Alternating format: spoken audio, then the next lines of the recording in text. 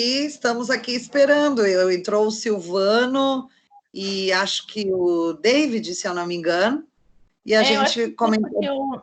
Eu troquei o navegador, pode ser por isso, então, que não tinha acesso liberado. Ah, tá. Então tá bom. Obrigada.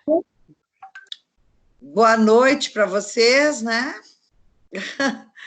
Sejam bem-vindos mais uma vez, mais uma aula. Todo mundo tranquilo, todo mundo foi bem na prova, todo mundo foi bem no trabalho, tá todo mundo de boa, né? Mas o nosso semestre continua. Vou compartilhar aqui com vocês a minha tela, a gente vai iniciar a nossa aula e acho que todos vocês já receberam este comunicado. Vocês estão me ouvindo bem? Por favor. Alto e claro.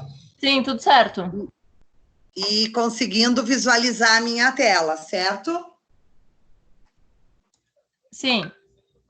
Sim. Então tá ótimo. Então, ótimo. Então, vamos seguir. Acredito que todos vocês já tenham recebido esse comunicado da faculdade, que já entende como oficial 17 de maio. Temos mais alguém entrando, porque eu só ouço um barulhinho. Então, vamos admitir aqui os nossos colegas e continuarmos.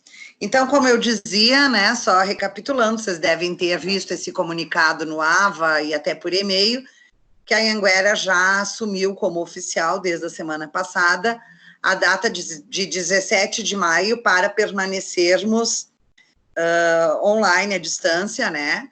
Então, as atividades presenciais estão realmente suspensas até 17 de maio.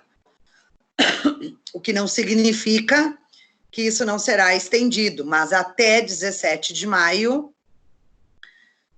oficialmente está online. Isso significa, se a gente olhar aqui o nosso calendário, a aula de hoje e a da semana que vem, 12 de maio,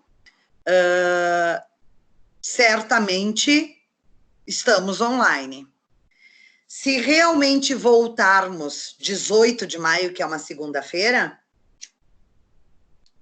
nós teremos uma aula presencial, aula propriamente dita, que é 19 de maio, porque 26 de maio é feriado e 2 de junho seriam, eu digo seriam porque eu estou seguindo o nosso calendário inicial, salvo que se mude alguma coisa, mas nós precisamos,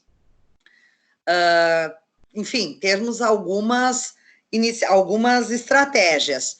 Então, nós teríamos, a próxima aula certamente é online, esta aula é ainda uma incógnita, se voltarmos dia 18, significa que 19 de maio nos encontramos em sala de aula, supondo que se prorrogue novamente, 19 de maio seria online. De qualquer forma, 19 de maio, online ou presencial, é a nossa última aula propriamente dita de conteúdo.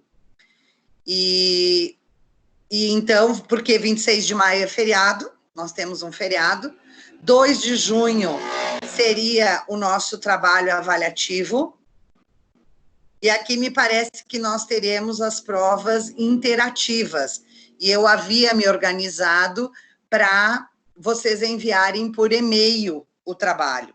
Então, de certa forma, continuem pensando por e-mail. Se aqui mudar alguma coisa, a gente vai conversar e aí o trabalho, além de e-mail, terá a apresentação. Porque aqui, 9 de junho, encerram-se as aulas, são as provas EAD. 16 de junho, cuidado, é a prova do segundo BI Blended, que no caso de vocês não é feita por mim. E 25 de junho é a segunda chamada, 30 de junho é o exame. Então, nós temos 3 aulas de conteúdo propriamente dito, contando a aula de hoje. Tudo certo sobre isso? Algo a declarar? Alguma informação que vocês tenham e eu não a tenho? Fiquem à vontade.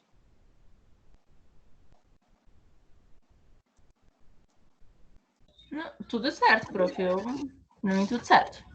Tudo tranquilo. Então, tá, Me diz pois uma não. coisa. A senhora sabe alguma coisa como é que ficou sobre os estágios? Totalmente suspenso, porque estágio e TCC, estágios são atividades práticas, né? Eu acredito que quem tenha estágio, as férias ali de julho não vão ser férias e vai ter estágio. Porque eu estaria com o estágio pronto, preparado, só faltaria o coordenador assinar. Eu mandei um e-mail para ele e disse que ficou tudo suspenso. É que, na verdade, tu fez o estágio na empresa que tu trabalha? Isso. E vocês não estavam afastados, nada? Não.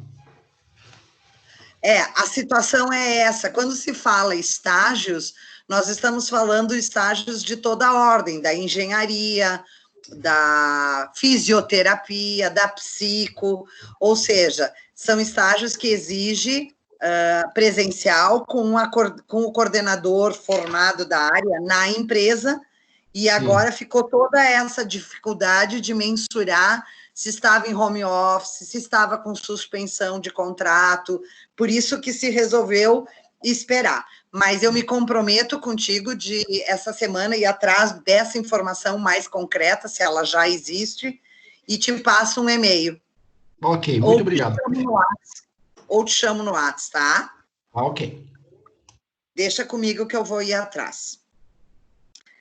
Beleza. Hoje nós temos uma aula que eu acho bem interessante, né? Vamos logo, porque nós temos pouco tempo, eu às vezes me esqueço dessa disciplina blended, que é fuzzy, e a gente vai ver um pouquinho de teoria, mas como a blended, a aula presencial tem muito essa característica de trazer aplicabilidade, porque a teoria vocês têm o tempo de AVA, então eu vou iniciar rapidamente, só explicando uma diferença, e vou tentar já cair num exemplo prático. Quando a gente fala de conjunto fuzzy, tem que pensar na lógica booleana. Lógica booleana é a lógica binária, 0 ou 1, sim ou não, certo? Então, quando eu falo de uma lâmpada, né, aqui nesse exemplo que eu trouxe, é bem uma lógica booleana, ou ela está ligada ou ela está desligada, sim ou não, 0 ou 1. Que não é conjunto fuzzy, é só para a gente entender a diferença. Via de regra, todas as nossas aplicações, elas são muito mais fáceis e, historicamente, todos nós trabalhamos muito na lógica booleana. Cálculos matemáticos, por exemplo, são booleano, né? Então, por exemplo, se eu quisesse avaliar se esse copo está cheio ou vazio, de novo, é uma lógica booleana, sim ou não. Se ela tem até a borda, é cheio, se ela está sem até a borda, ela está vazio. Na verdade, aqui a gente já começa com um problema que sempre tivemos sistemicamente quando se fala em automação. Cheio, eu concordo, teria que estar o copo até a borda. Este meu copo, ele está até a metade. Dizer que está vazio é um erro interpretativo, porque eu estou dizendo que o contrário de cheio é vazio. Como eu só tenho nessa lógica sim ou não, 0 ou 1, 0 eu estaria dizendo vazio e 1 eu estaria dizendo cheio. Se eu uso o critério do cheio, que seja até a borda, supondo que aqui seja 100 ml, qualquer coisa abaixo de 100 ml seria vazio. O que nós, na interpretação, podemos dizer que, ok, mas está errado. O fato de não estar cheio não significa vazio.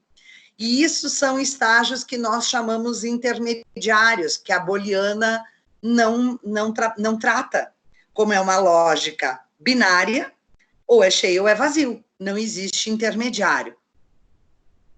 2 mais 2 é 4, e não adianta eu querer dizer 3,9. Não é a questão da casa decimal, porque 2,1 mais 2,1 é 4,2, e é booleana. Sim, é 4,2. Não tenho como chegar a um cálculo diferente de 4,3. Então, se eu chegar a 4,2, sim, verdadeiro. Qualquer número diferente de 4,2, falso. Então, é a lógica binária, booleana. Mas nós temos muitas situações, como aqui o do meu copo, que seria interessante, necessário, imprescindível, essa análise intermediária. E aí a gente cai bem na inteligência artificial. O que é um conjunto fuzzy? É um conjunto de interpretações intermediárias, que não é atendido pela lógica booleana. Então, né, uma caixa, um outro exemplo. A caixa é pesada. Eu sempre associo para os meus alunos conjunto fuzzy. Claro que não é uma máxima, mas é um bom indicativo para nós entendermos, com aqueles adjetivos que eu fui treinada, por exemplo, na minha carreira, a não gostar. Pesada, pouco, muito, bastante.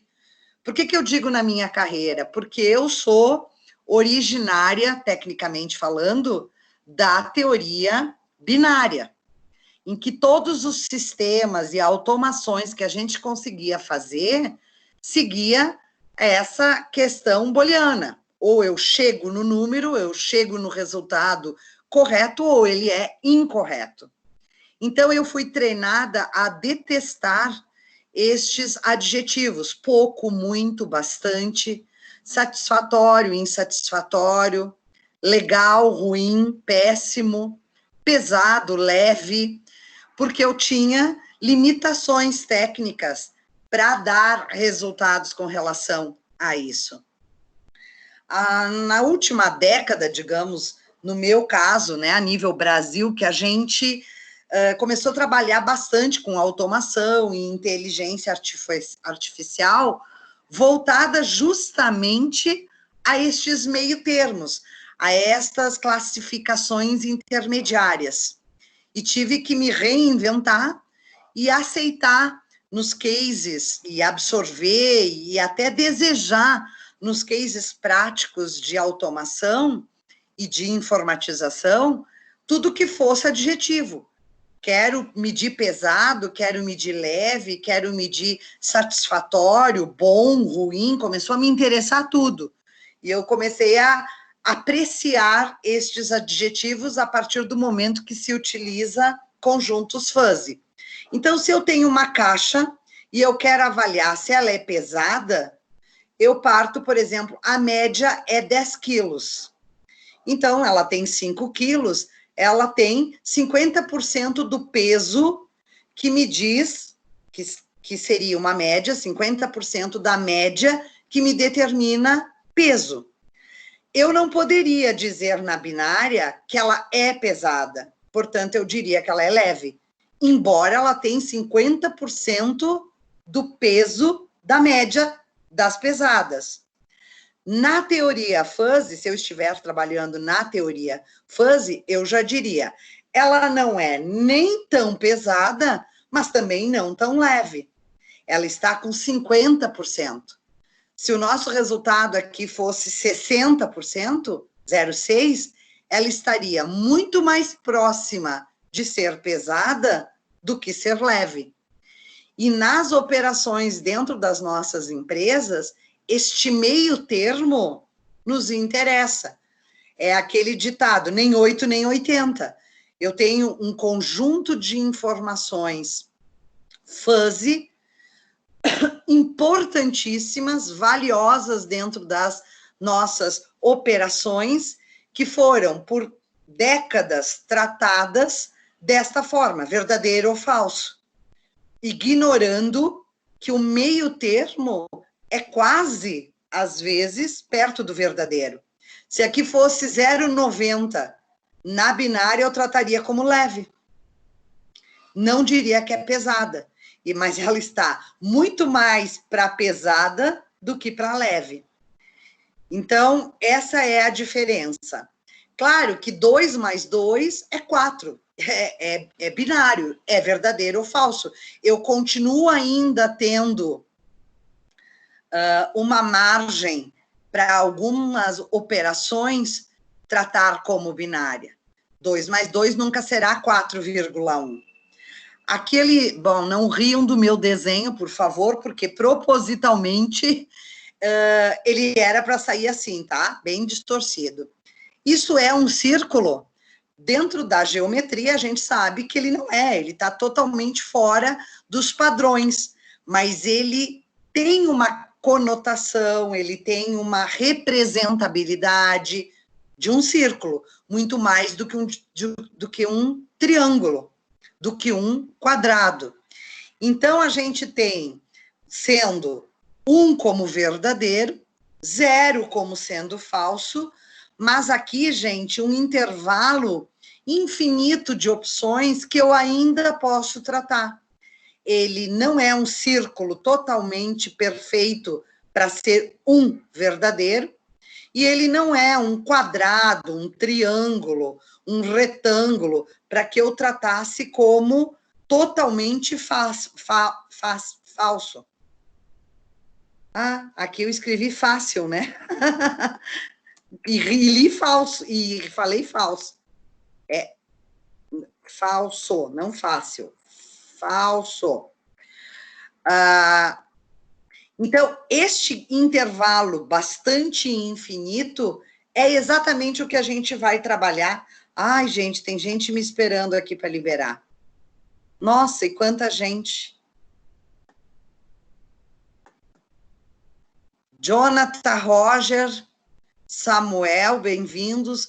Desculpem, na verdade, não é que eu não os aceito por nenhum tipo de má vontade, é porque como eu compartilho a minha tela, eu só consigo ficar visualizando o meu slide, então eu não vejo que vocês estão pedindo. Como é bom tecnologia, né? O colega mandou aqui um WhatsApp, e aí o WhatsApp do Note entrou e eu consegui enxergar, foi o Jonathan.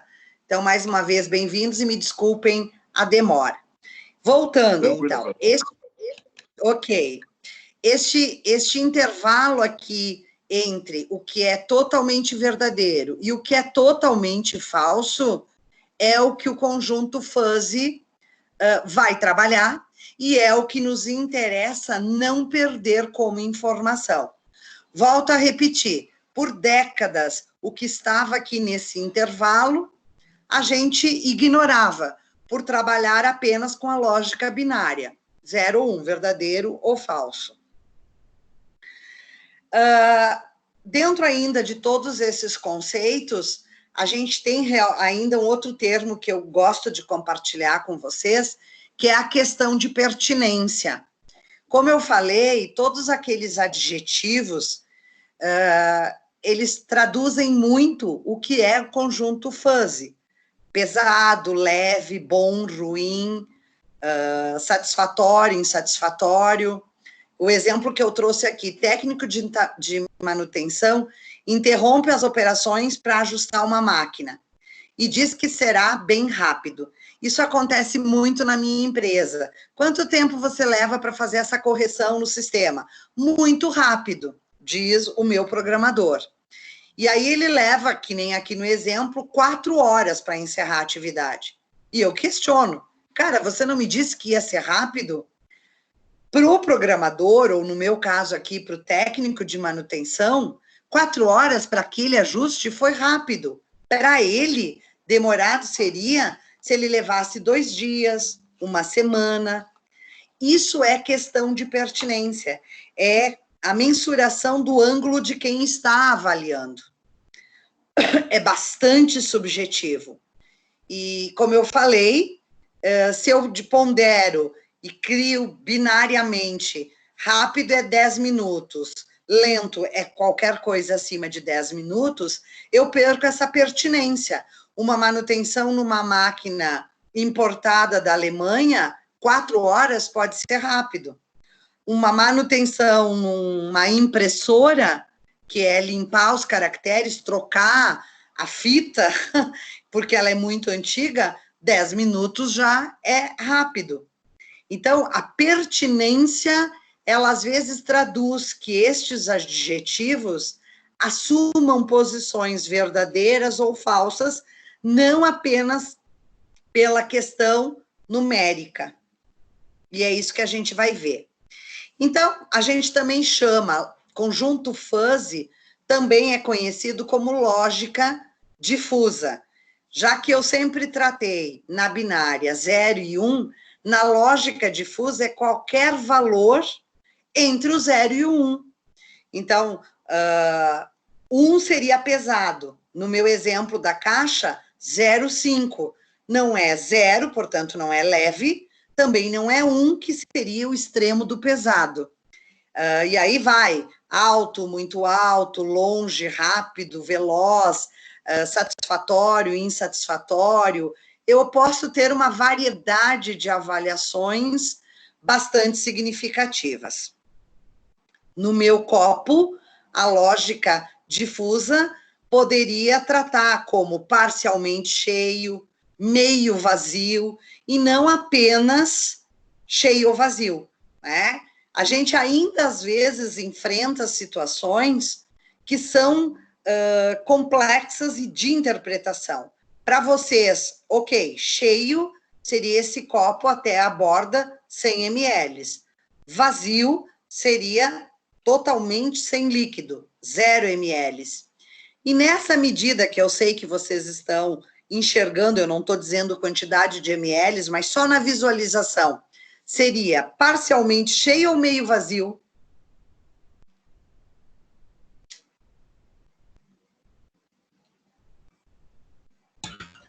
Parcialmente cheio? Para Gisele, parcialmente cheio.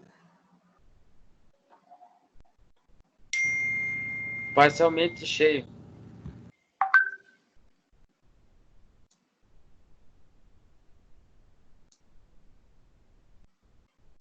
Ninguém mais arrisca? E se o líquido aí fosse um uísque importado 20 anos, vocês continuariam dizendo parcialmente cheio? Cada um de vocês pense que o líquido é alguma coisa que vocês adoram tomar.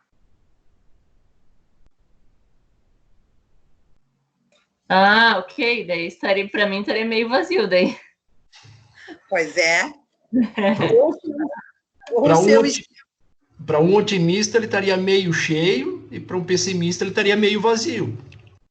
Para alguém com muita sede, poderia dizer meio vazio. Para alguém que só queria dar uma bicadinha, parcialmente cheio, né?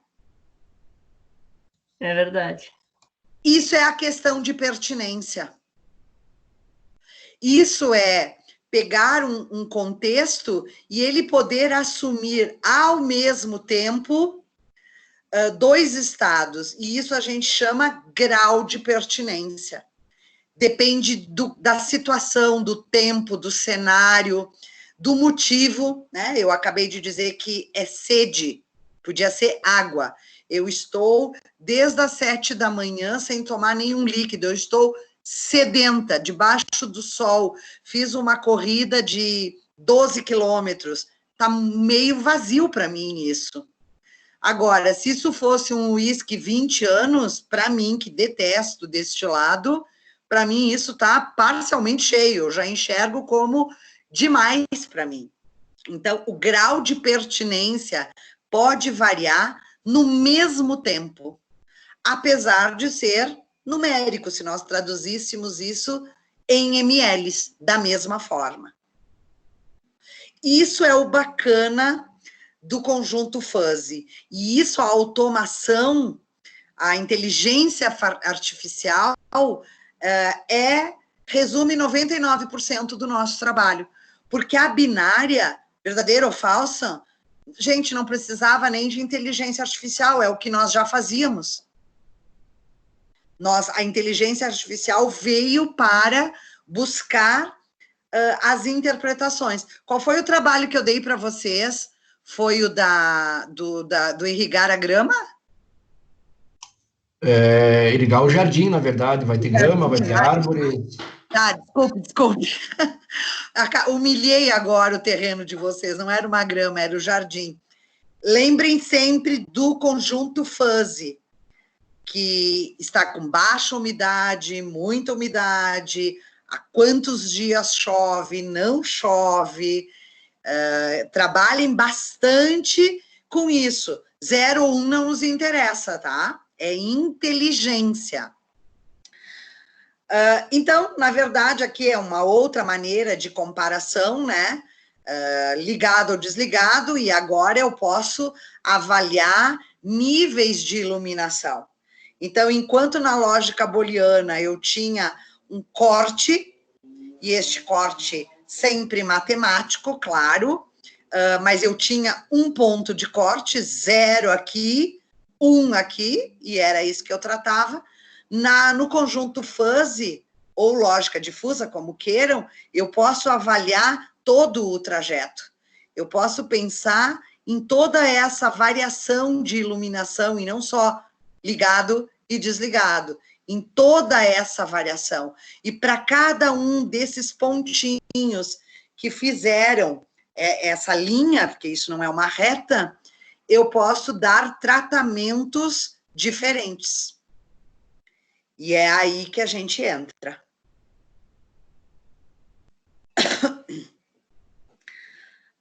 Então, que aqui, de novo, outra maneira de comparar. Até 100 ml vazio, mais de 100 ml cheio.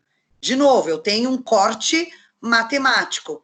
E aqui eu vou podendo fazer, e a gente trabalha muito no conjunto fuzzy, vocês vão ver, com triângulos. Vocês vejam que aqui forma um triângulo. Na verdade, eu tenho um caminho, né? E aqui é a metade, parcialmente vazio. Eu posso ir montando estes pontos e a cada ponto eu posso dar um tratamento diferente para o que eu quero. E aí essas expressões e adjetivos a gente vai usar muito, parcialmente, totalmente, pouco, muito, pesado, leve, semi-pesado, bastante leve. Então, aí, agora, a gente vai se amparar nos adjetivos. E, claro, como antes no exemplo do copo, né, pensando em ter ali algum líquido, eu vou ter alguns momentos, vocês vejam que dependendo do ponto de vista, estes meus triângulos, quando estão se formando, em alguns momentos, eles se confundem. Como se aqui dentro deste quadrado, eu estivesse avaliando aqui como a metade, mas aqui como parcialmente vazio. E eu estou dentro deste mesmo espaço geométrico. Aqui onde eu fiz o xizinho, eu tenho já a subida para o meu parcialmente cheio, começando o meu parcialmente cheio. Mas se eu estiver olhando dentro deste retângulo, eu já estou aqui dentro dessa parte que eu considero metade. Na verdade, eu tenho sobreposição de estados. Aquele estado do copo, que era uma questão aqui que eu mostrei para vocês. Cadê? Aqui o meu copo. Que era uma questão de pertinência. De novo, desculpe, não existe uma regra pré-definida que eu vou dizer para vocês, não. Quando estiver coincidindo neste ponto, entendam como valendo parcialmente cheio, não metade.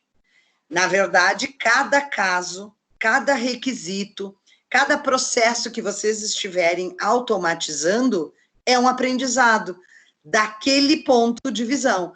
Ou seja, se eu estivesse automatizando este copo para um atleta que faz corridas, que o líquido é água, 120 ml, se esse copo tiver 240, metade é meio vazio. Se eu estiver automatizando esse copo para um executivo em um fim de tarde e o líquido é um uísque, eu poderia interpretar como parcialmente cheio, ele dá uma bicadinha, ele está fazendo um fim de tarde, ele não vai virar o copo, como o atleta iria virar. Por isso a aprendizagem. E por isso que eu posso ter essas sobreposições de pontos e dar a elas interpretações diferentes, porque não existe uma regra matemática. Eu vou aprender com o case que eu estou trabalhando. Aqui é uma definição tradicional, são objetos matemáticos, não deixa de ser.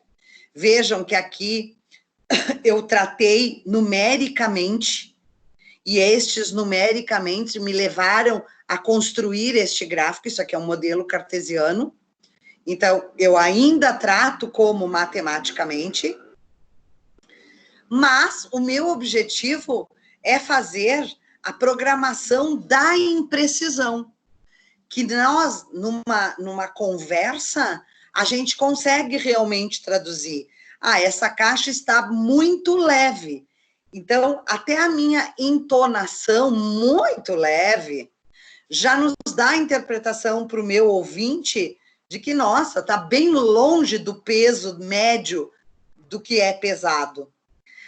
Como eu não quero tratar ouvindo uma pessoa falar e nem dependendo que ela use uma entonação, porque eu posso ser uma pessoa tímida e dizer, essa caixa está bastante leve. Então, eu não fui enfática. Então, essa linguagem natural, a gente precisa trazer para dentro dos nossos sistemas. E desta automação. E esta imprecisão, nós temos que transformar numa representação matemática, que é a modelagem. Então, essa é uma definição metodológica de conjunto fuzzy, tá? E agora... tá. Aqui, então, eu coloquei de novo.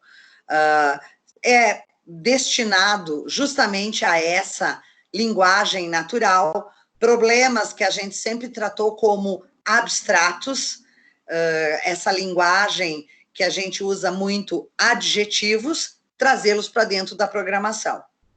E aí nós vamos ter que trabalhar com essas imprecisões. Então, vamos agora para casos práticos. Tudo bem até aqui?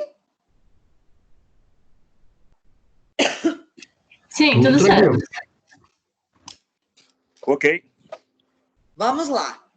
Vamos imaginar que eu esteja fazendo uma automação para acordar uma pessoa em determinado horário. E eu vou construir um sistema automatizado. Quais são os elementos que compõem esse meu conjunto nebuloso?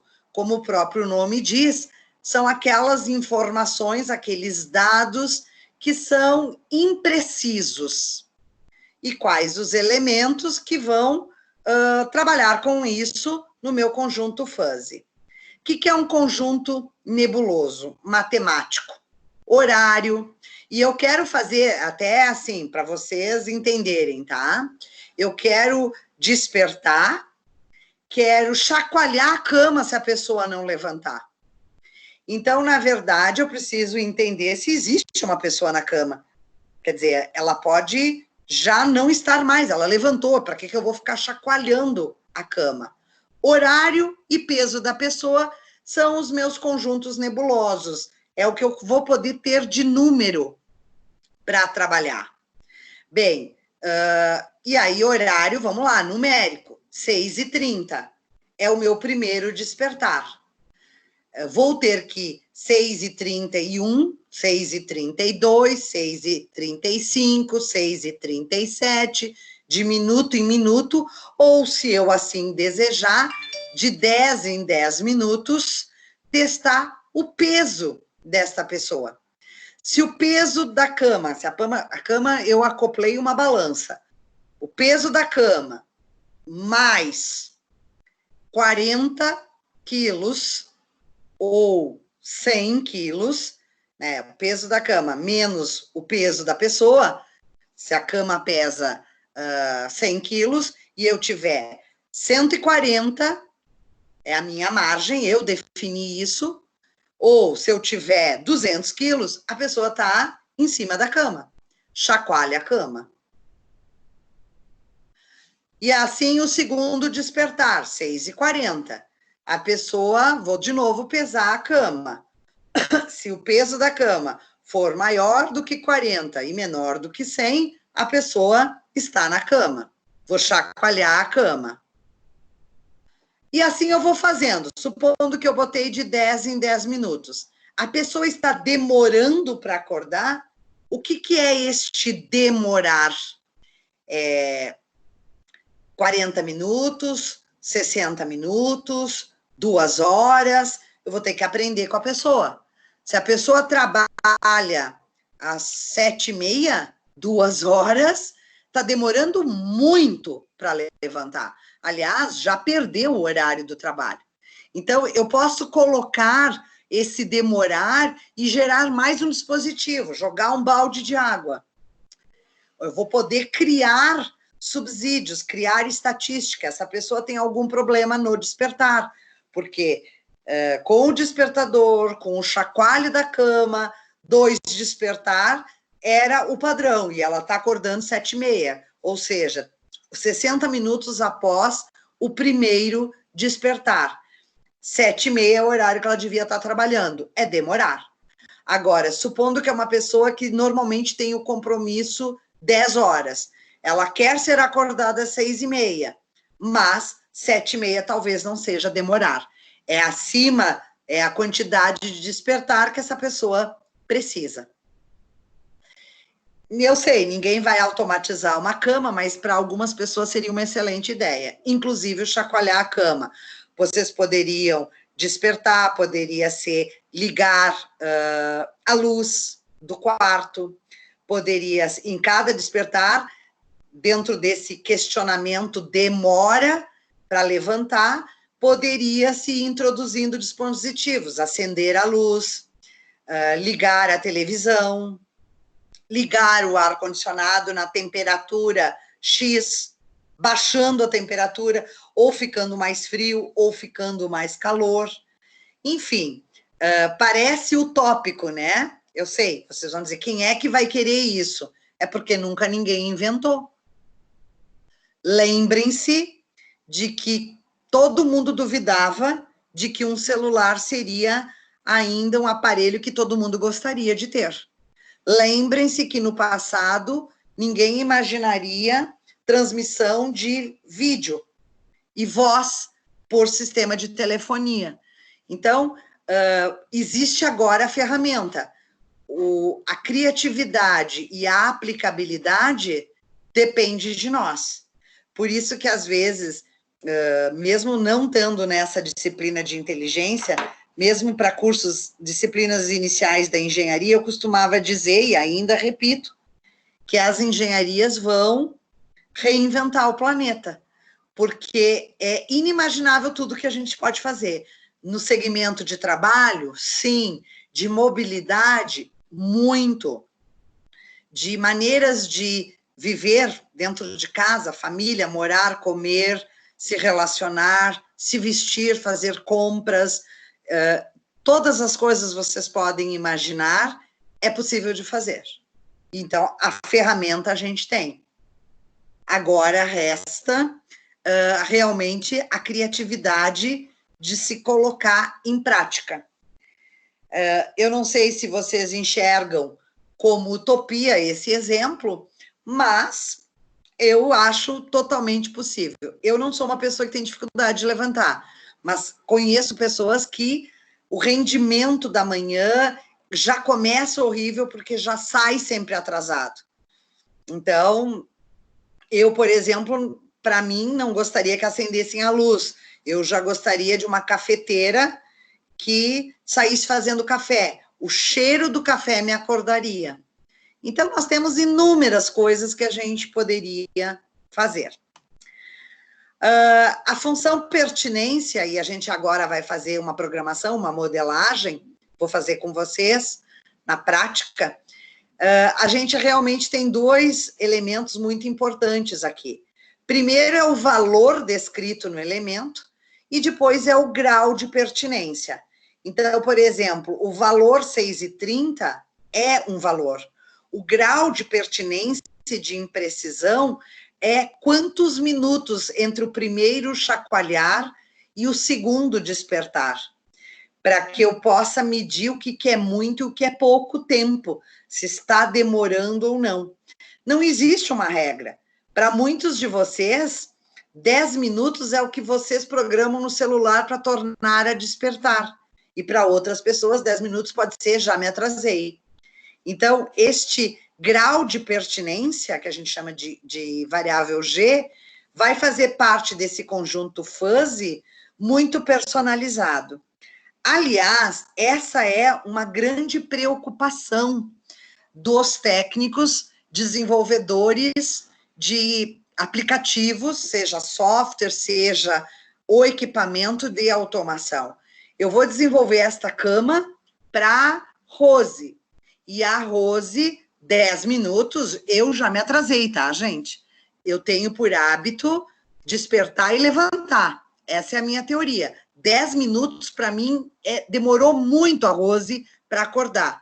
Devo estar com algum problema, à noite teve festa. Para outra pessoa, não. Então, quando a gente constrói essa automação, e é isso que preocupa muitos profissionais de inteligência, claro que qualquer profissional dessa área pensa num produto para vender em escala. Se eu vou vender, desenvolver para a Rose, 10 minutos é muito, já sai acendendo luz, já sai fazendo café, já sai ligando televisão, já sai automatizando a janela, abrindo para entrar claridade. Para a Rose está correto. Talvez para a Gisele, usando a Gisele aqui de meu experimento, 10 minutos não está dentro da normalidade, pode despertar mais 10, inclusive, da maneira... Não, prof, eu sou que nem tu, eu despertou, eu levanto da cama. Tá, então não fui feliz na cobaia. Vamos pensar no Joãozinho, então. Para o Joãozinho, 10 minutos, ele está acostumado a 5 despertar de 10 em 10 minutos. Para daí entender que está demorando, abre as janelas, liga a televisão, liga uma música, chacoalha muito mais a cama, vira a cama na horizontal para derrubar a criatura. Então, é preciso desenvolver um atributo, uma ferramenta, que pode ser mecânica, elétrica e software, tudo junto e misturado, e normalmente que é possível de parametrizar, para que eu tenha este produto comercializando-se, né, pensando na parte comercialização, em escala. Se cometeu muitos erros, e ainda cometemos, tá, gente? Pela dificuldade de entender esse grau de pertinência. Claro, aqui é um exemplo simples, a pertinência está no tempo apenas. Claro, o peso eu vou testar para saber se acordou ou não, continuo despertando ou não, mas a pertinência está no tempo para medir quando demorou e tomar outros atributos de automação, abrir janela, ligar TV, acender, ligar a cafeteira, tocar uma música, tirar as cobertas, virar a cama. Eu estou aumentando a minha automação baseada nesse atributo de incerteza que é demorando. Então, embora eu esteja dizendo que todo mundo quer fazer produtos para escala, e isso é um problema, este grau de pertinência, a gente ainda faz projetos específicos para determinado case. Vou fazer a automação da cama da Gisele, pensando nos critérios da Gisele. Se eu tenho muito... nenhuma, prof, ia comprar essa de virar a cama. Porque eu tenho um cidadão na minha casa que não acorda, né? Então eu... Pois é. Mas eu faria para a Gisele, porque eu tenho dificuldade, tecnicamente, de criar, escalonar essa pertinência em vários níveis e poder vender em escala o produto, eu acabo vendendo para Gisele sem essa parametrização do jeito que a Gisele me definiu. Normalmente se faz isso, claro, quando o projeto envolve um valor financeiro alto, a Gisele vai pagar por toda essa automação da cama dela 100 mil, beleza, eu não vou nem me preocupar na escala, Vou ganhar esses 100 mil e aí, com os 100 mil, vou trabalhar pensando em como tratar de forma parametrizada esse grau de pertinência. Mas hoje a gente evoluiu bastante e vocês vão ver que já existem ferramentas open source, inclusive, que já nos dão com uma boa aderência a possibilidade de criar graus de pertinência dos mais variados possíveis. Então, vamos para um outro exemplo, tá? O meu exemplo aqui era de um restaurante. A ferramenta que eu estou utilizando é o Python. Então, se vocês tiverem interesse, essa realmente é a pena, né, desta disciplina ser blended, né? Porque a gente teria, e aqui eu me penitencio por isso, imaginando o dobro do tempo de aula, a gente ia poder instalar o Python e sair programando com vocês. Mas eu não poderia me eximir de pelo menos mostrar. Mas o Python, não sei se alguém já utilizou, eu botei aqui o link até para vocês. Enfim, eu faço parte de um grupo de gurias que programa nessa linguagem. Eu não programo, não trabalho com isso, né? Mas a gente tem todos os anos um evento que é o PyLadies Caxias, e é bem legal. É muito bom, ela é open source, e ela é muito intuitiva. Por isso eu comecei sugerindo essa, já que nós não temos aula. Existem outras que daí são pagas, e aí tem recursos maiores, é claro, mas para início eu acho que vocês testarem, brincarem um pouco com o Python é legal. Então, por isso que eu trouxe aqui essa sugestão. Esse meu exemplo que eu fiz para dar aqui para vocês, eu estou fazendo num restaurante. O meu problema significa o valor da gorjeta. Como se a gorjeta, ela me traduzisse se a comida tá boa e se o serviço, garçons, etc., atenderam bem o meu cliente. Então, o que nós chamamos dentro do Python, a nomenclatura antecedente, são as entradas, certo? Então, por exemplo, quando eu tenho um valor CRISP, que é um valor nítido, 0, 1, 2, 3, 5, 5,50, certo? É aquele valor numérico, pode ser decimal, mas ele é um valor que a gente chama de valor CRISP. É nítido. Quando eu digo 0, não existe interpretação. 0 é 0. 2,50 é 2,50, não é 20 reais. Então, isso nós chamamos de CRISP. E aí eu posso definir as minhas variáveis antecedentes em 2 tipos, tá? O universo CRISP e o difuso, que vocês já sabem o que é, que são aqueles adjetivos que eu vou cadastrar. Eu vou dizer lá no Python, péssimo, gostoso, atencioso, carinhoso, brabo, nojento, chato, excelente, bom, ruim. Eu vou definir, não vem nada pronto. Então, eu defini aqui a qualidade da comida. Um intervalo de 0 a 10, dentro do meu valor CRISP, e dentro do meu valor difuso, eu botei que o meu cliente é péssima, comível e deliciosa. Então, na verdade, eu vou avaliar isso. A comida pode ser péssima, pode ser comível e pode ser deliciosa. Eu quis fazer pouco para ser uma programação pequena, tá? Vocês poderiam pensar em mais 5 adjetivos, vírgula e os adjetivos. Isso com relação à qualidade da comida. Fiz a mesma coisa para esse antecedente, qualidade do serviço. Então, eu tenho 2 variáveis apenas. Podia ter quantas? 20, certo? Na qualidade do serviço, também defini um valor CRISP, um valor real, 0 a 10. E também defini o meu conjunto difuso, o meu conjunto fuzzy. No serviço, eu mudei os adjetivos. Ruim, aceitável e excelente. E aí eu tenho a minha saída, as minhas entradas, os meus antecedentes, duas variáveis, e a minha saída, que a gente chama, então, de consequente, que eu só tenho uma saída, que é a minha gorjeta. Também fiz dois tipos de análise. O valor CRISP, que aí eu botei de 0 a 25, e o conjunto difuso, baixo, médio e alto.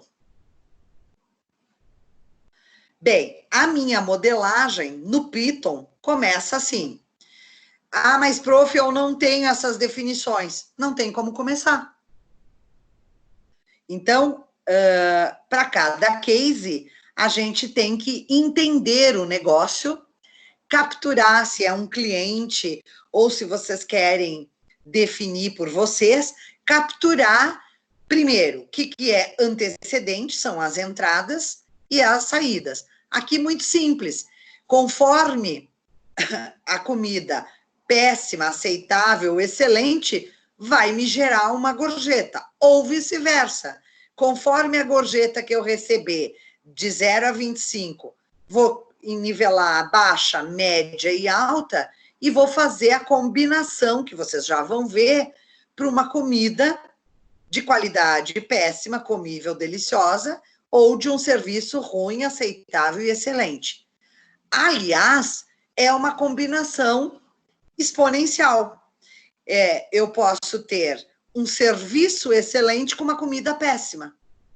Posso ter uma comida deliciosa com um serviço aceitável. O algoritmo é que vai fazer as informações, vocês vão ver, vai nos dar um resultado, vai nos gerar gráficos, inclusive, sem que a gente perca a mensuração, a significância destes significados, destes adjetivos aqui. É isso que a gente está pretendendo fazer. Bem, aí agora eu começo programação, que também não é nada muito complicado dentro do Python. Então, eu botei aqui algumas regras, preciso tê-las definidas. Se o serviço for excelente ou a comida estava deliciosa, então a gorjeta deve ser alta. Gente, mesmo que vocês não concordem com essa regra, é a minha regra, tá? Vocês poderiam fazer outra. Gente, isso aqui é lógica, eu sei que vocês já fizeram, mas é sempre importante recapitular. Dentro de uma cláusula que a gente chama de se, de else, que é o então, né? Um if, que é o se, e um else, que é o meu então, esse e ou é muito importante. Eu tenho aqui duas condições, e quando eu uso ou, atendendo qualquer uma das duas, ou as duas, o meu então é verdadeiro. Então, eu posso ter uma comida excelente, um serviço excelente, mas a comida não é deliciosa e ainda assim a gorjeta ser alta. Se eu colocasse um e aqui, tem um exemplo aqui de e, ó. Se o serviço for ruim e a comida for péssima, a gorjeta deve ser baixa. Significa que eu tenho que atender as duas sentenças para a gorjeta ser baixa. E aqui eu coloquei, posso ter uma condição só? Posso. Serviço aceitável, gorjeta média. Independente, aqui eu não estou nem analisando a minha segunda variável, que seria, o que é que eu falei? Serviço. Eu estou avaliando apenas a variável serviço. Estou desconsiderando a variável comida. Eu coloquei 3 regras. É óbvio que essas combinações aqui são muitas. Teríamos que escrever todas. E, para cada uma delas, fazer a saída. Gorjeta alta, média, baixa. Eu coloquei 3 exemplos. Estas regras nós temos que definir antes de saindo fazer a modelagem, a programação. Que, na verdade, aqui vocês teriam, dentro do Python, a gente tem pacotes, certo? E aqui eu até coloquei para você, se necessário, instale o pacote skFuzzy, tudo é free. É como se fossem acessórios, includes. Cada pacote tem algum recurso que às vezes eu posso vir a precisar. E esses recursos me fazem com que eu consiga programar menos. Eles vêm prontos, é isso que eu quero dizer. Esse pacote, eu crio variáveis. Então, por exemplo, eu dou nome para as minhas variáveis. Comida. E aí eu digo que a minha comida, o comando é Ctrl antecedente, varia do 0 ao 11. O meu serviço, estou só definindo as variáveis. O meu serviço, o meu antecedente também varia de 0 a 11. E a minha gorjeta é uma consequência. E ela vai variar de 0 a 26. Acho que eu tinha posto 25, né? 25. E aqui, quando programei, botei 26. Então, esse é um pacote que vocês têm que definir. E aí, a sintaxe é bem autodidática, porque você cria as variáveis, ele vai te pedir o nome da variável, ele já vai te dar para te escolher Ctrl antecedente ou Ctrl consequente. Ele abre parênteses, ele já te pede os caminhos, tá? Os parâmetros. 0 a 11, eu vou iniciar no 1, 0 para mim está fora, 0,01, né? Ou é 0, se eu quero começar do próprio 0. Cria automaticamente o mapeamento entre valores nítidos e difusos. Agora eu vou ter que fazer a relação, que na verdade é uma função. Quando o meu serviço é ruim, que nota que ele vai ganhar. Quando a minha comida é deliciosa, que nota que ele vai ganhar. Perdão. E aí também é um pacote que está aqui dentro desse skFuzzy, tá? Desculpa. E aí ele já vai me pedir para mim criar esse mapeamento. Então, ó, comida.automática, eu disse que péssima, comível e deliciosa. Estou definindo os meus conjuntos fuzzy. Assim como eu ia ter que definir o meu serviço automático. Quais são os names que eu vou usar? Serviço qual que era? Serviço era ruim, aceitável e excelente. Então, eu vou ter que aqui fazer as definições do meu conjunto fuzzy. Tá aqui, ó. Serviço ruim, e aí eu vou fazer a minha avaliação do que é o ruim. É 0, certo? O ruim vai ganhar 0. Eu podia dizer de 0 a 1 é ruim. Vocês vão criar todos os elementos. Lembrem que eu coloquei que é de 0 a 10. Então, aqui eu disse que é 0. É ruim. Aqui eu estou repetindo. Então, o meu serviço, a minha comida é um antecedente, marquei todos eles. A minha função eu vou criar para o serviço, ruim e aceitável, e excelente. Serviço ruim é 0, serviço aceitável, eu botei 5, podia colocar um intervalo, estão vendo que aqui tem uma vírgula, eu não botei, eu quero 5 para aceitável, e excelente 10. Já aqui na minha gorjeta, eu criei intervalos, baixa é do 0 ao 13, média é do 13 ao 15, com limite de 25, alta é de 15 a 25. Então, vocês vão criar as regras. Isto é um exemplo de uma programação não escalonável. Porque vocês vejam que eu não coloquei parâmetros. Tá fixo dentro do meu programa. Quando for rodar nesse restaurante, vai tratar uma gorjeta entre 13 e 15 como média. Não, mas um outro restaurante, 10 a 15 já é média. Pronto, essa minha modelagem não serve. Ah, tem alguém me pedindo para entrar. Só um pouquinho, gente.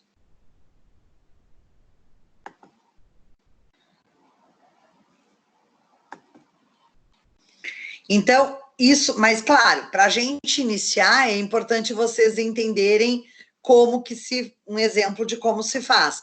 De qualquer forma, este exemplo que eu estou dando para vocês não é escalonável, porque não é parâmetro. Dentro do Python, nós temos um pacote, eu poderia fazer uma outra aplicação em que eu possa passar para o programa aqui um parâmetro, que o usuário vai definir o que ele quer como média, alta, baixa. Isso aqui até, embora eu fiz para vocês como um exemplo, é um exemplo bem tradicional, eu já fiz em vários restaurantes. No Brasil não é muito comum gorjeta, mas como vocês sabem, a gente tem uma unidade fora do Brasil.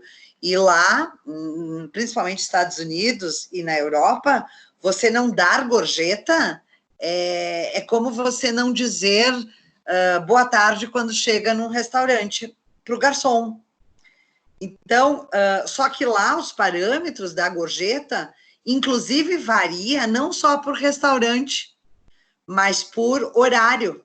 Gorjetas à noite são sempre maiores e melhores do que ao meio-dia. De novo, adjetivos, né? O que se entende como uma gorjeta baixa à noite não é o mesmo que se entende como uma baixa no meio-dia, supondo que o restaurante abra período integral. Então, a gente passa parâmetros. Gorjeta num dia, numa data festiva, Dia dos Namorados, também é diferente.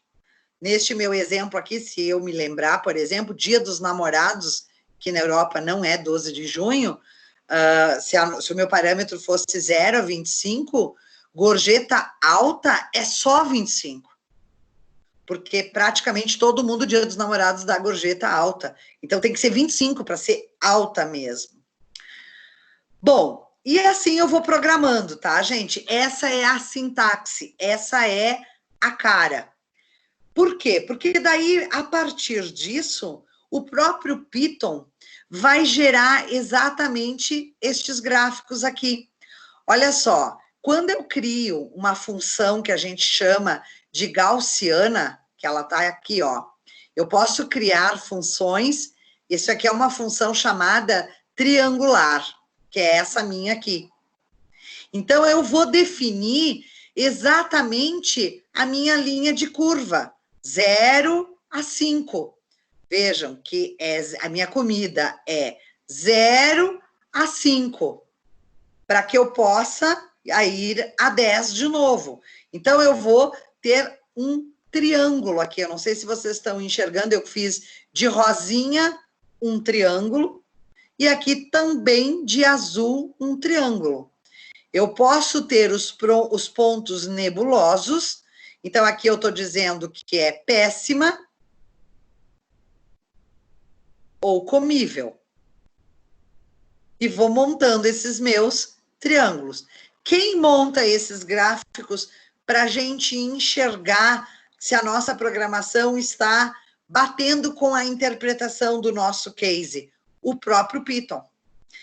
Isso é essa função aqui do meu serviço, ou da comida, quando eu uso uma função triangular. A função gaussiana, que é essa aqui de baixo, o que eu passo de parâmetro? Desvio padrão e média. Então, eu posso dizer que é aceitável a minha média é 5, com um desvio padrão de 2. Logo, ficou bem feio o meu gráfico aqui, logo não é um triângulo, né?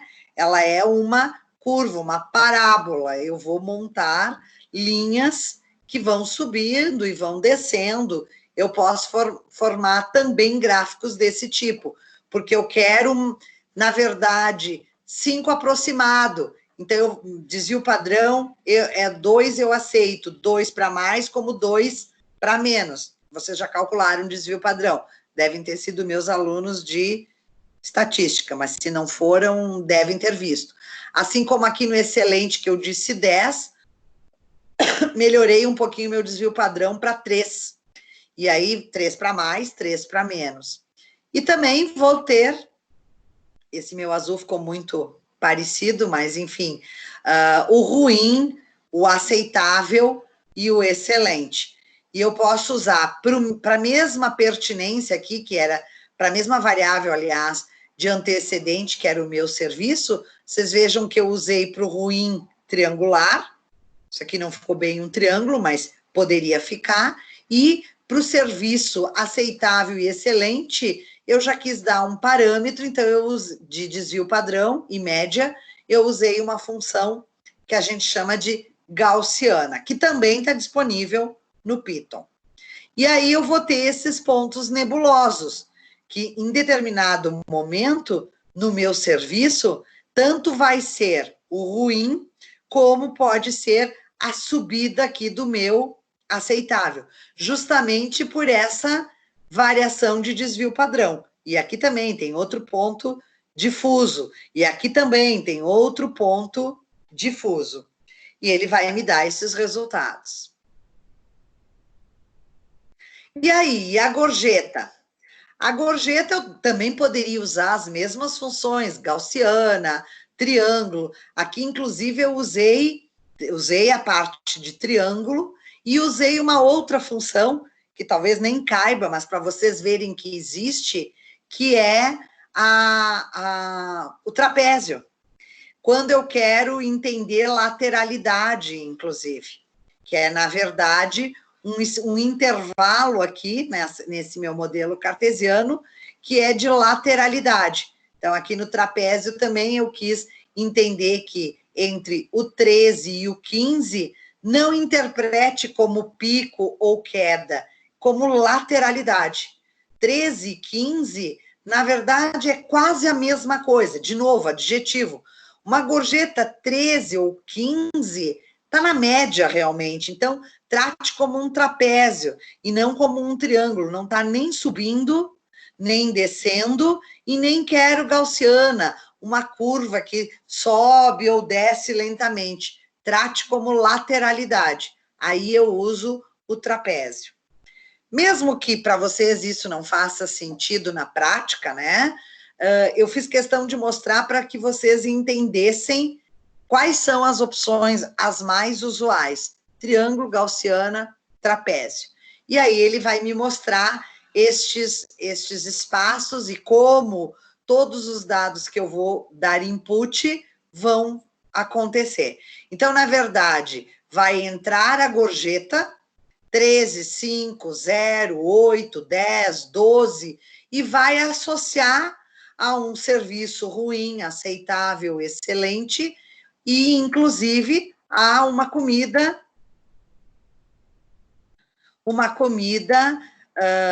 cadê a minha comida? Não botei a comida, não fiz o parâmetro da comida. Péssima, comível e deliciosa. E aí, baseada nessas minhas regras de decisão, o que o programa, o que esta automação vai fazer? Vai me gerar um resultado. Então, lá vou eu começar. Aquelas regras que eu escrevi de uma forma em português, agora eu vou fazê-la na sintaxe, que é a que eu escrevi para vocês em vermelhinho, dentro do Python. Cada ferramenta, a sintaxe muda, é rule, que a gente chama.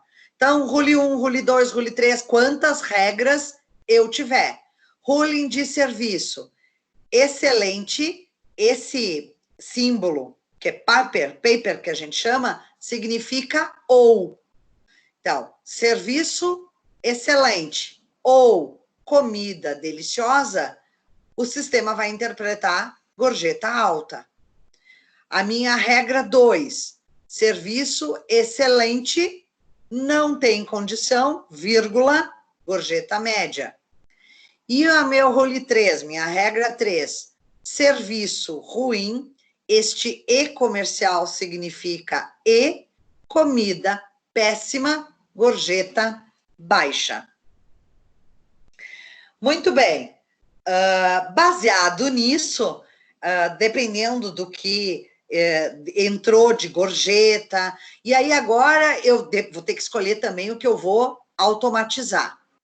Eu vou automatizar, digitar o que eu ganhei de gorjeta, vou automatizar que o cliente clique num botãozinho em cima da mesa e pontue nota para o serviço, nota para a comida, e aí eu tenho todas as entradas. Eu tenho a opinião subjetiva do serviço e da comida do cliente e posso ter a gorjeta e fazer, inclusive, análises que a gente chama de simulação nebulosa, se a gorjeta dele foi pertinente à pontuação que ele deu. Eu posso não pedir que ele me dê pontuação, eu só capturo a nota e assumo, a nota não, a gorjeta, e assumo a gorjeta com este resultado de nota. Cuidado que não pode entrar em loop, eu não posso ter situações aqui, como, por exemplo, se eu criar uma regra, serviço ruim ou comida deliciosa, gorjeta alta também, porque se eu só escolher a gorjeta, o valor, eu vou ficar em loop, não vou saber qual foi a regra que entrou.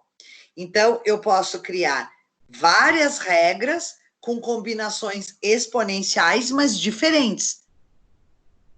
E aí, eu vou criar o quê? Um simulador ou um controlador. Se eu colocar os valores recebidos de gorjeta, eu gero direto o meu aceitável. Aqui eu peguei como se o meu cliente pontuasse, né? Então, eu criei um simulador, role 1, role 2 e role 3 apenas, e entrei com os valores, né? 3,5, 9,4, da nota que o meu cliente deu, e aí me deu que a gorjeta deveria ser 18,57.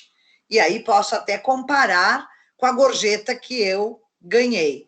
A gente, às vezes, faz esses simuladores até como um teste para se este nosso critério, essa nossa regra nebulosa está correta. Porque, às vezes, o cliente me diz assim, não, serviço aceitável é 5. E, na prática, quando a gente vai verificar, o aceitável aqui, que era gorjeta média, 5 não é aceitável para o serviço. Na verdade, não do ponto de vista do cliente que está tanto pontuando quanto dando gorjeta. Então, a gente pode criar esses simuladores para ir comparando com a realidade e ir ajustando as regras, que é uma outra automatização. Porque toda vez que eu tiver que ajustar uma regra, eu tiver que abrir o meu programa no Python, entrar aqui nos meus rules, criar regras, de novo, não é escalonável. Então, tem mais programação, mais pacotes, que esta simulação que eu fiz vai me mostrando se eu estou com os rules corretos ou eles estão muito distantes do que é a realidade. E ele próprio se ajusta, que é, dentro do Python, um pacote premium, que a gente chama. Até 2016, eu acho, ou 17, este pacote premium a gente pagava. E desde 2017, se não me falha a memória, tá? Ele veio de novo embutido. Ele é um .org, então tem as universidades, como ele é open source, se eu desenvolver uma parte do Python, eu posso submeter, e vai somando estes pacotes com a colaboração de muitas pessoas no mundo que usam o Python. Por isso que ele é tão bom. Ele tem um acompanhamento muito bacana de tudo que todo mundo está fazendo. Então, claro, eu, dentro da possibilidade que eu tinha de tempo, tentei trazer para vocês. Pensei que tinha mais alguma coisa, mas assim, nós temos mais de 700 pacotes. Então, é realmente uma busca, uma procura do que vocês podem estar utilizando. Eu trouxe um exemplo categórico, um exemplo simples, que eu diria para você, até hoje eu uso o Python, tá? 90% do que nós estamos hoje fazendo de inteligência artificial, o Python consegue se ajustar muito bem. Nos resta 10% que a gente, às vezes, tem que buscar ferramentas mais sofisticadas, pagas, caras. Isso porque a gente ainda está engatinhando nessa automação. Então, com tanta gente colaborando neste open source, é óbvio que sempre tem alguma coisa. Por isso que a maioria das pessoas que trabalham com inteligência artificial tem uma expressão que a gente usa muito no meio, que é tempo de pesquisa. Então, se eu vou desenvolver alguma coisa, eu coloco, às vezes, 2, 3 pessoas que não estão desenvolvendo nada. Eles estão fazendo horas de pesquisa. Abre pacotes, olha outros aplicativos, para a gente não sair desenvolvendo em cima, não tem, mas vamos lá, escreve código. Não, é melhor gastar tempo de pesquisa e ver os recursos que se tem para fazer uma programação performática, eficiente. Nós cometemos muitos erros. No início, a gente usava bem isso aqui, de definir dentro do Python fixo estes números. Claro, era início, projetos pequenos. Aí, quando a gente queria escalonar, abre e faz versão 2, porque para aquele projeto, estes números não servem. E é um restaurante também. A ideia era automatizar essa análise, serviço e gorjeta. E lá nos Estados Unidos, gente, para vocês entenderem, conforme ele pontua, esses R$18 aqui saem na nota, tá? Significa que o que ele pontuou, o restaurante está esperando $18,57 de gorjeta. Sai na nota para o cliente pagar. Pasmem vocês, ninguém reclama. No Brasil, a gente não tem essa cultura, né? Eu sei disso. Mas é automatizado a gorjeta. Não é nem ele quer dar e quanto ele quer dar.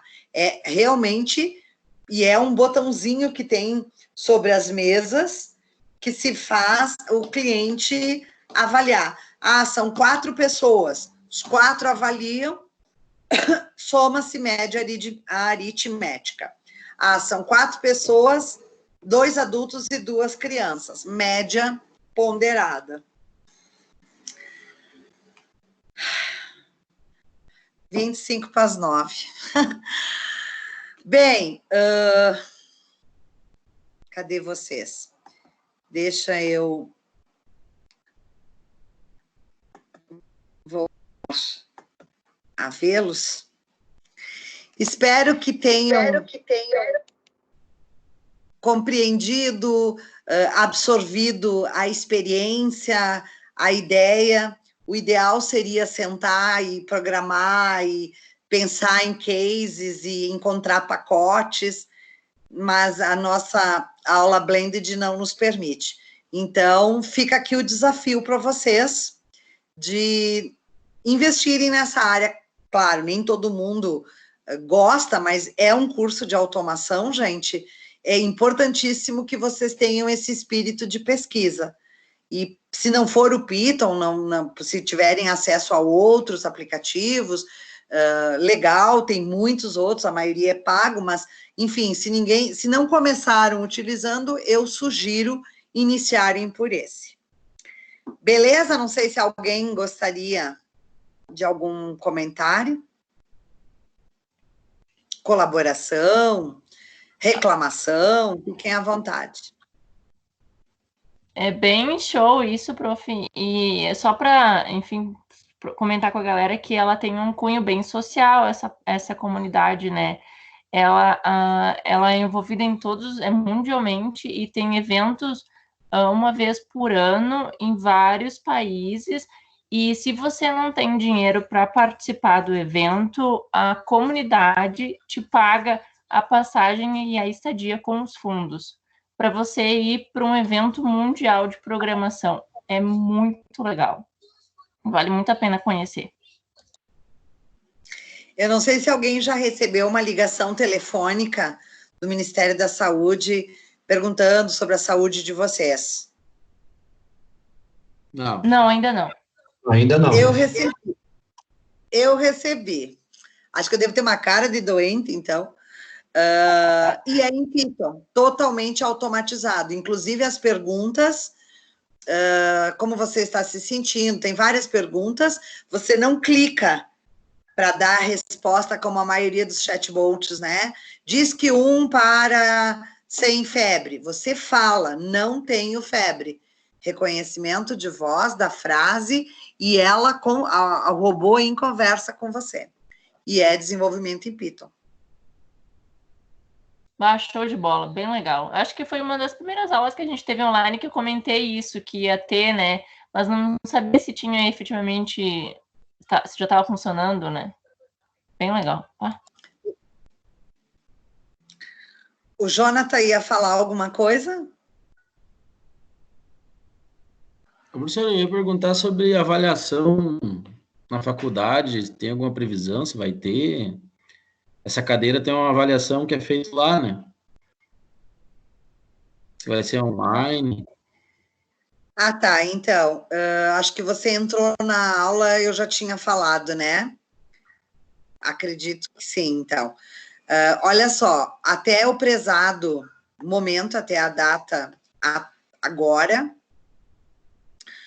nesse exato momento, as nossas informações e regras são as seguintes, e a mesma que vocês devem ter recebido no portal. Até 17 de maio, permanece a aula online, o que significa nessa disciplina mais a aula que vem. Não significa que 19 de maio não vem uma nova instrução, porque lembrem que a Croton atende o cronograma de São Paulo, Estado de São Paulo determina, e a gente vai ter que se enquadrar. Então, até 12 de maio, ninguém tem, até 17 de maio, ninguém tem dúvida. Então, a nossa aula de 12 de maio certamente será online. Eu acredito, e é a minha opinião, que 17 de maio seja realmente este prazo e não vai haver prorrogação. Mas existe a possibilidade. Significa que 19 de maio a nossa aula seria presencial. E é a última aula conteúdo. 26 de maio é feriado. 2 de junho é o nosso trabalho. Avaliativo segundo bimestre. Se nós permanecermos online, trabalho já estava previsto por e-mail, vocês farão por e-mail. 16 de junho são as provas blended, que é a nossa, que não é feita por mim. E isso vocês não precisam, então, se preocupar no sentido de como será. Vocês sabem que não será feita por mim, logo, é institucional, ou presencial, ou online, a prova vai acontecer.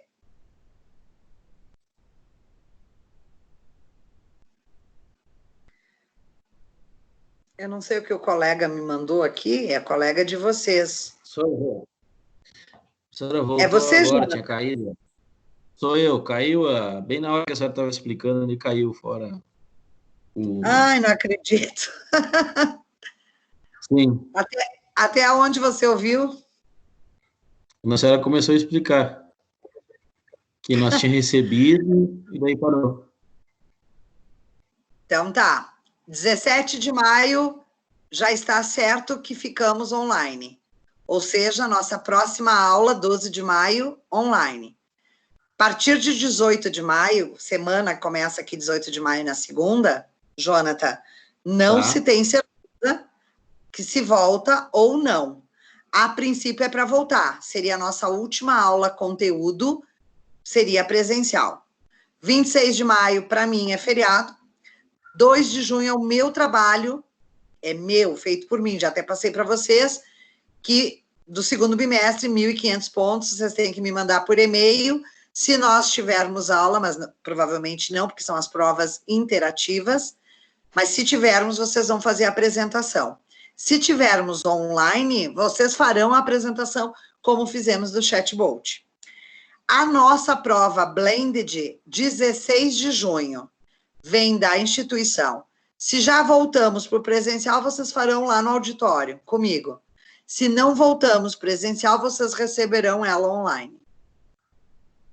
Tá bom. Tá ok. Mas eu acredito que aqui, 12 de maio, eu já vou dizer para vocês, semana que vem, presencial. Ou vou dizer, prorrogou-se o isolamento, né? É bem uma questão estadual isso, né? Existe o MEC, que tem uma validação, mas os estados, os governadores, têm bastante poder de decisão. E aí, se o governo de São Paulo determinar que as instituições de ensino, sim, continuam proibidas de aulas presenciais, embora nós sejamos Rio Grande do Sul, a gente segue o cronograma Croton, e a gente vai ter que permanecer online.